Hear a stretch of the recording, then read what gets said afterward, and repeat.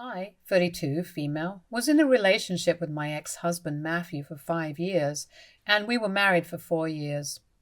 Everything seemed perfect in the beginning. He was loving, came back home on time, was affectionate, and our relationship felt solid. I thought Matthew was the one for me, but as you can anticipate from the title, everything quickly changed after our marriage, and especially when I got pregnant with our daughter Elena. You see, my parents haven't been in the picture since I was 17, since they were drug addicts. I started to live with my grandparents and went to community college to get a degree. During this time, I was working part-time at our local cafe as a waitress, which is where I met Matthew. He would come to our cafe for his daily coffee run. One day, out of nowhere, he asked me out. I was a bit unsure at first, but decided to take a chance, and the rest is history. Matthew comes from a wealthy family, and I didn't know this at that time, but he would love bomb me a lot in the beginning. He would surprise me with thoughtful gestures, extravagant dates, and expensive gifts. Matthew made it seem like he was genuinely invested in our relationship, and I couldn't help but be swept off my feet by the charm he exuded. His family's wealth played a significant role in shaping his lifestyle, and he spared no expense when it came to impressing me. As our relationship progressed, we decided to take the next step and get married. My grandparents came to our wedding and were extremely happy for me since they loved Matthew also. Initially, everything in our marriage seemed to fall into place. However, things took an unexpected turn when I noticed a notification on his phone from a girl on Facebook whom I didn't recognize.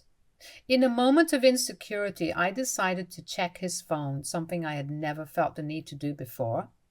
To my surprise, I discovered he had been messaging random women to see if they were single. It was quite apparent that my husband was flirting with them. In the text messages, he was also telling them how he was a widow and his wife passed away early. I realized that he was saying these lies to gain sympathy from women so they would feel inclined to go out with him. This revelation left me in shock, and I couldn't help but take screenshots of the messages and usernames for future reference. I then confronted him about it, and my husband immediately attempted to comfort me, insisting that it was just a one-time mistake. In my emotional state, I couldn't help but ask if he had gone on dates or slept with other women. This question seemed to anger him, and he started shouting at me that I had no proof to accuse him of something like this. I felt bad hearing this, since it was true that there was no sign that he had physically met with them.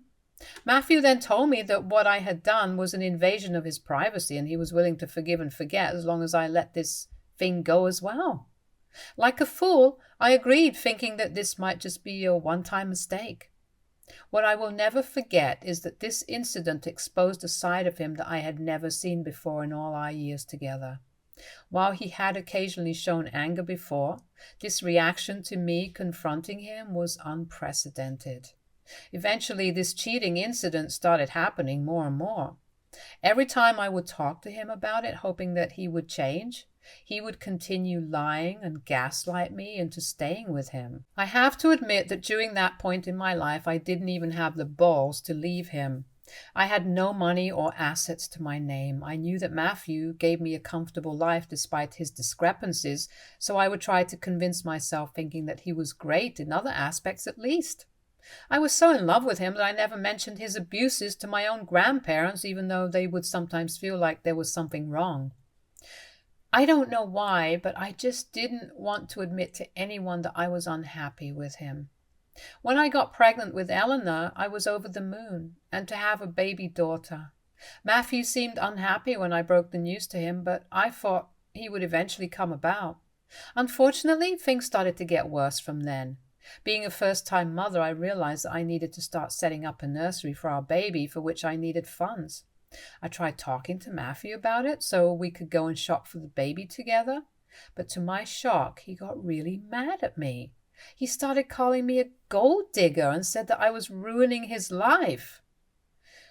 I was heartbroken hearing him accusing me suddenly like this. That night, I cried myself to sleep, worrying about my and my baby's future. I didn't know where to go if he decided to leave me. But the next day, Matthew acted like nothing had happened.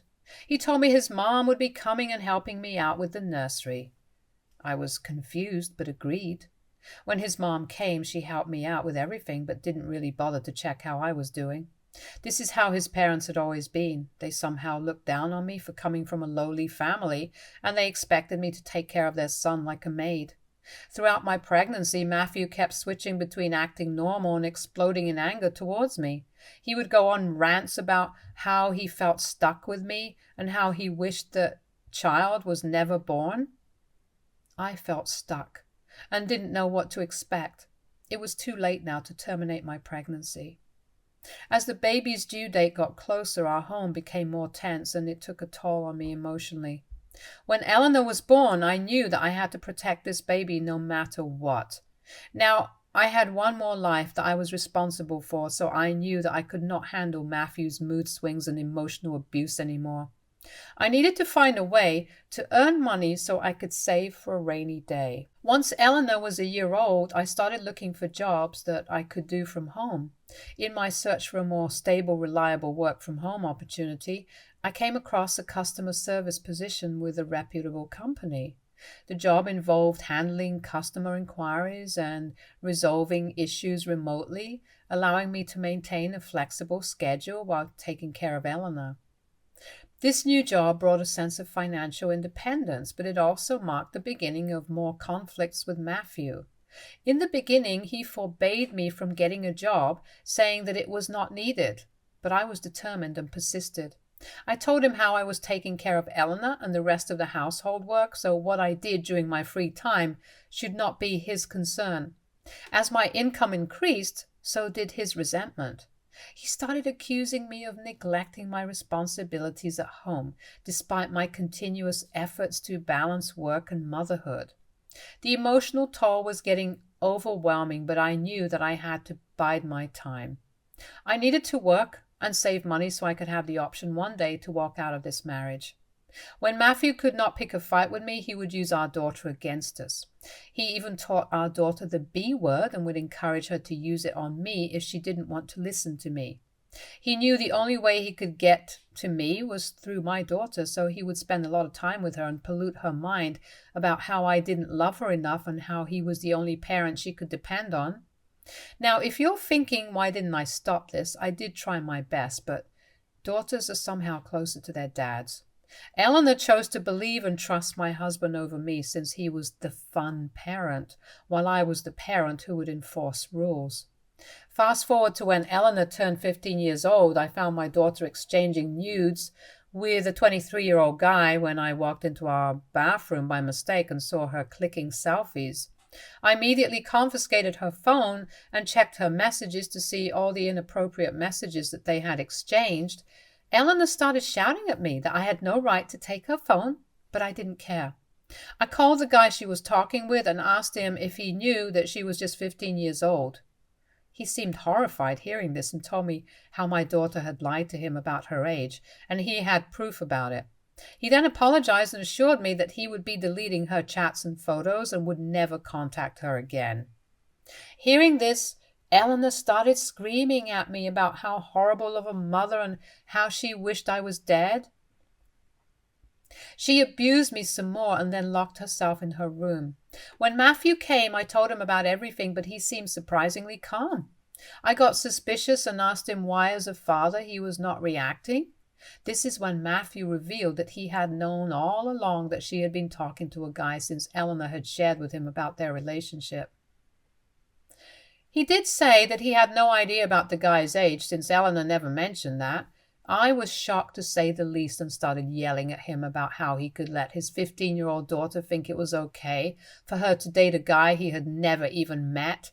Matthew acted nonchalantly and told me that this was quite normal for teenagers. I was disgusted hearing this, and this is when I decided that I had enough.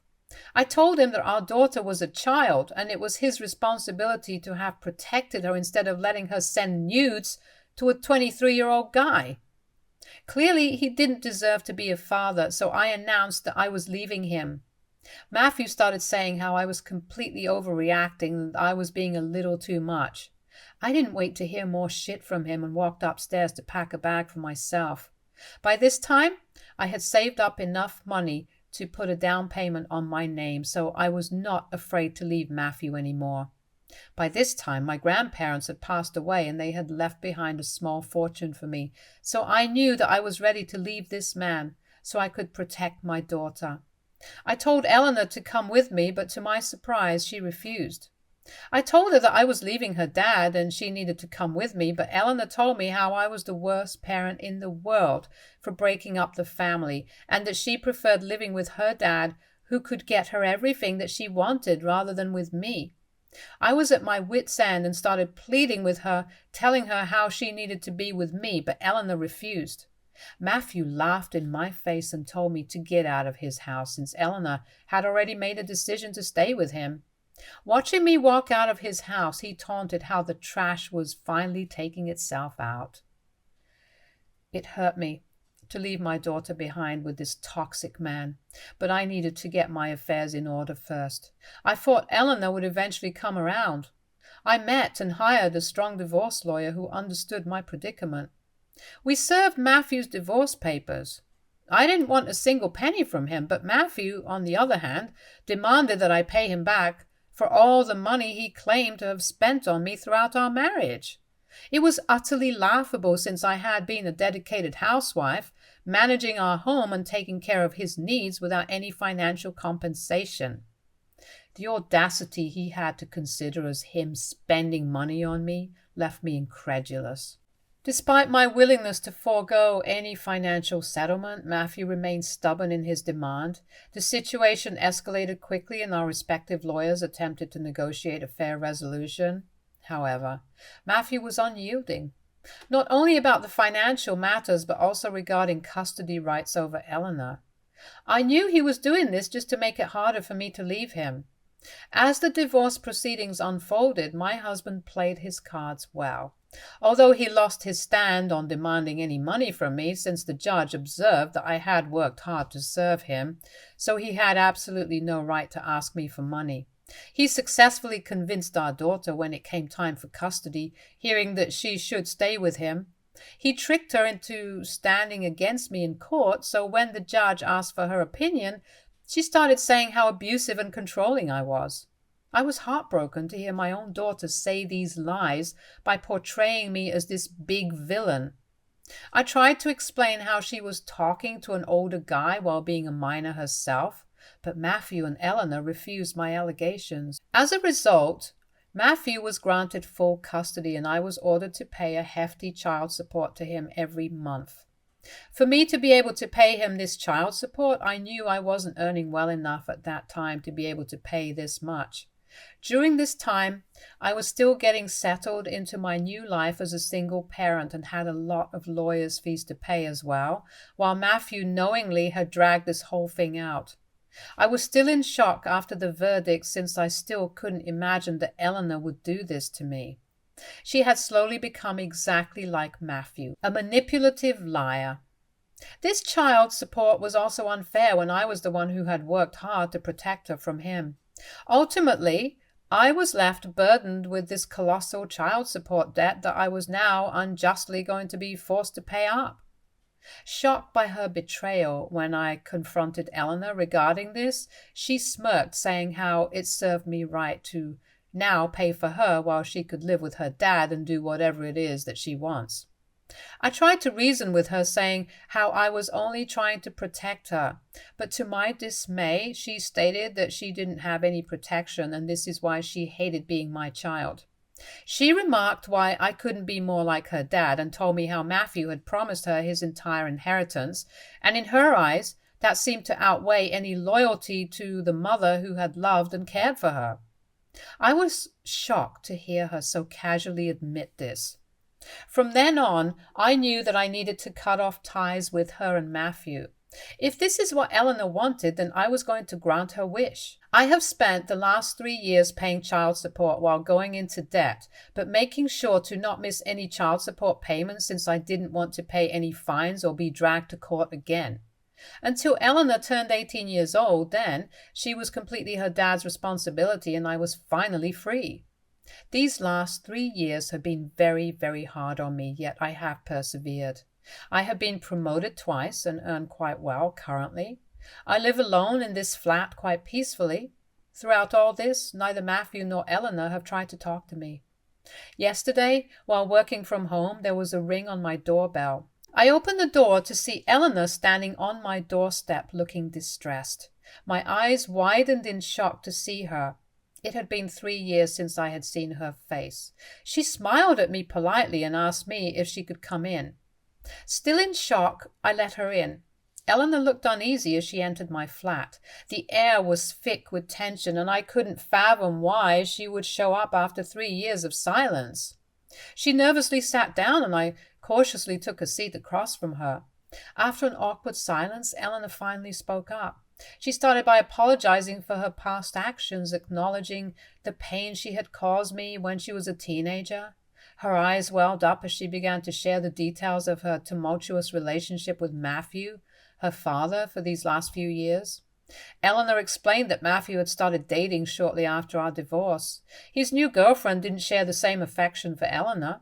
This would lead to constant clashes between the both of them. When her stepmother became pregnant, Matthew shifted his entire attention to his upcoming baby and forgot Eleanor completely. She slowly started realizing how shitty of a parent he was. He didn't really care about any of her interests, and now that he had a brand new baby, he didn't bother about her at all.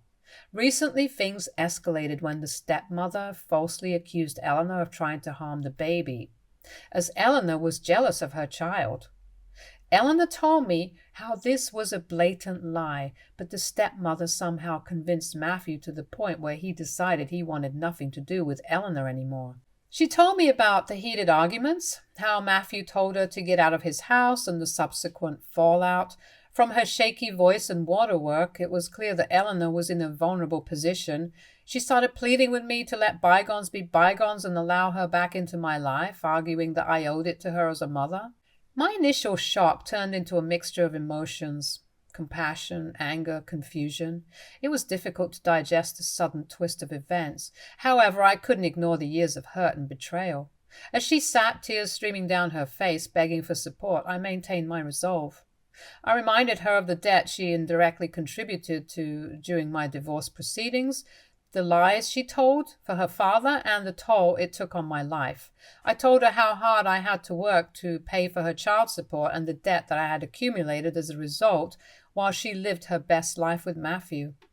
With a polite smile, I told her that she wasn't welcome back into my life until she could somehow find a way to clear the debt. Eleanor started arguing, saying how she had no one else to ask for help. I told her it was none of my business and she needed to get out of my house since I wanted nothing to do with her. She looked at me in shock, but I got up and opened the door for her. She walked out of my flat, still in disbelief. Although a part of me is okay with this decision due to the scars from the past that remind me of the pain she had inflicted on me during the custody battle and the subsequent years of child payments, there is also a small part of me that feels sorry for her. AITA for kicking my daughter out after she lied during our divorce proceedings and forced me into debt. Update 1. I read your comments. Though there weren't many, I took every NTA and YTA into consideration. It has made me realize I need to have a serious chat with Matthew regarding Eleanor. It's sad that he is such a shitty person and was able to manipulate our daughter so much that she never maintained any contact with me. I also called Eleanor to find out where she's staying, and she told me she was at her boyfriend's place. I told her that I would talk to Matthew about it and make sure that this issue would be resolved. To everyone asking why I didn't ask my ex-husband for any money, it's because I honestly wanted nothing from him when I made up my mind to leave him. I just wanted him out of my life, and he decided to manipulate our daughter into framing me as a villain. Since he abused me emotionally and financially, it was difficult for me and my lawyer to prove that. At this point, I honestly don't care, since I'm able to lead a comfortable life on my own without ever taking his help, which I'm proud of. Also, some of you have asked me why I didn't try fighting for custody again. Well, when your own child doesn't want to live with you and openly admits that she has chosen her father because of his wealth, how can you convince her? Unfortunately, fathers have more rights when it comes to children, and given my mental and at the time physical health, I didn't want to go back to court. Even when I was going into debt for paying the hefty child support, I didn't care and worked hard just to start leading a normal life again away from Matthew. Update 2. Yesterday, I braced myself for a difficult conversation as I dialed Matthew's number, preparing to confront him about Eleanor's unexpected visit and the troubling revelations she shared. I plunged into the heart of the matter, recounting how Eleanor had turned up on my doorstep. Matthew's initial reaction was defensive. He claimed he was exhausted with both his wife and Eleanor clashing all the time. He even said he felt Eleanor was a danger to his new baby. I got really mad hearing all that. I reminded him that Eleanor was his own daughter, someone who always looked up to him and who even went as far as lying for him when he wanted her to. I told him he needed to treat her better, that he couldn't just push her away like that. I also told him that he had no proof that Eleanor had harmed his baby in any way except for his new wife's words, and that he needed to start listening to Eleanor's side of the story as well. Though Matthew attempted to cling to his justifications, I sensed a glimmer of guilt flickering beneath the surface, a reluctant acknowledgement of his own failings as a father.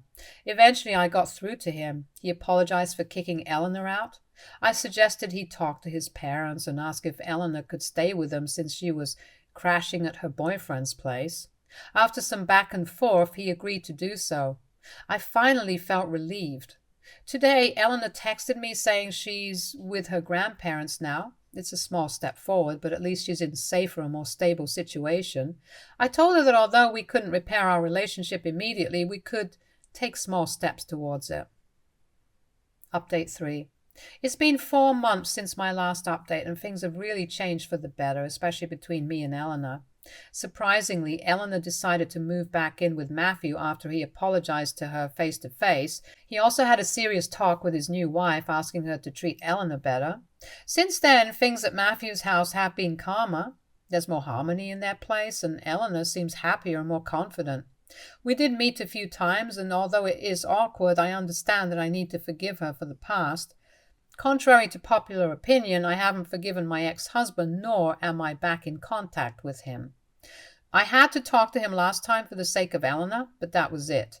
I have been open to repairing my relationship with my daughter only since she has realized her mistakes. I'm proud of the person she's becoming every day. Our relationship is getting stronger every day as we work through our issues and support each other. There are still challenges ahead, but I'm hopeful. Stay tuned for more stories from Argo Relationships.